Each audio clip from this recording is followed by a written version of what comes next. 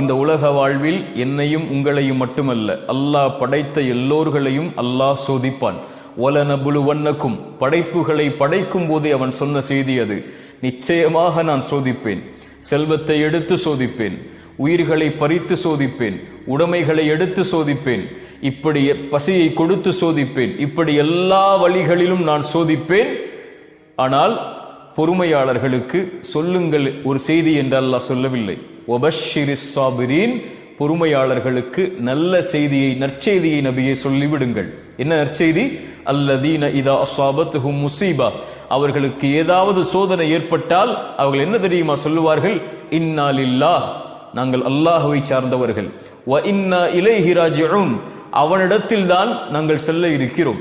எங்களை படைத்தவன் அவன், எங்களை மரணிக்க செய்பவனும் அவன்தான். அவனுடைய நாட்டத்தை மீறி எங்களுடைய வாழ்வில் எதுவும் நடக்க